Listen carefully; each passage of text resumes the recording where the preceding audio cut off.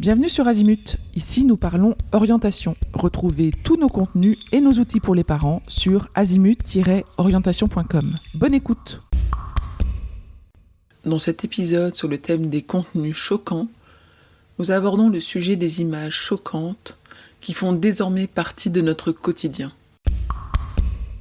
Il est facile pour nos jeunes de se retrouver face à des images violentes, recherchées ou inopinées, ou vues à notre insu, telles que des scènes de terrorisme, de la pornographie, des images de guerre, des images de catastrophes naturelles.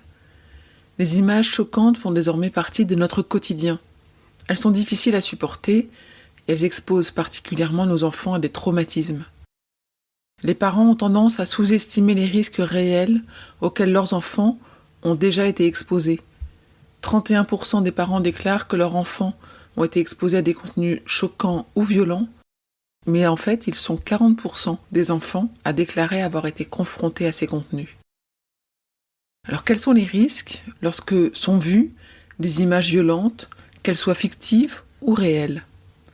Eh bien, quand nous percevons une scène violente, réelle ou fictive, il y a 4 conséquences qui apparaissent. Premièrement, il y a une augmentation des pensées et des comportements agressifs. Il peut y avoir un changement d'humeur.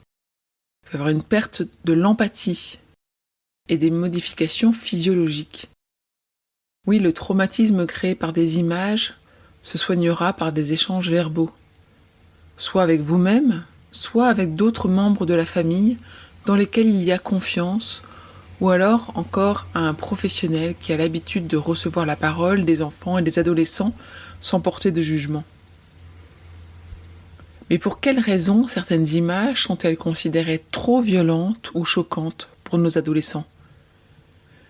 Nos enfants ne voient pas la même chose que nous, et certaines images peuvent susciter chez eux des réactions complexes et parfois différentes de ce qu'un adulte pourrait ressentir. Pour éviter qu'ils soient troublés par ce qu'ils voient, il est important de choisir des contenus adaptés à leur âge. Pour nous y aider, il existe une signalétique jeunesse pour les films et les jeux vidéo. Mais il arrive que nos jeunes tombent de façon inopinée sur des contenus choquants. Ou bien en étant chez le voisin, chez un grand cousin, chez les meilleurs potes. On ne peut pas surveiller tout ce que notre enfant regarde, même si nous avons mis en place des dispositifs de verrouillage. D'où l'importance du dialogue. Vous pouvez lui proposer des moments d'échange où il aura la possibilité de parler de ce qu'il a vu et de ce qu'il en a pensé. Il aura ainsi confiance pour partager davantage son émotion. Et c'est également l'occasion de consolider ses repères, son esprit critique et sa représentation du monde qui l'entoure. Pour aller plus loin dans l'accompagnement de votre enfant, rendez-vous sur azimut-orientation.com.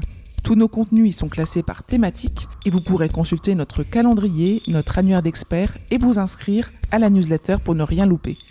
Merci pour votre fidélité. À bientôt.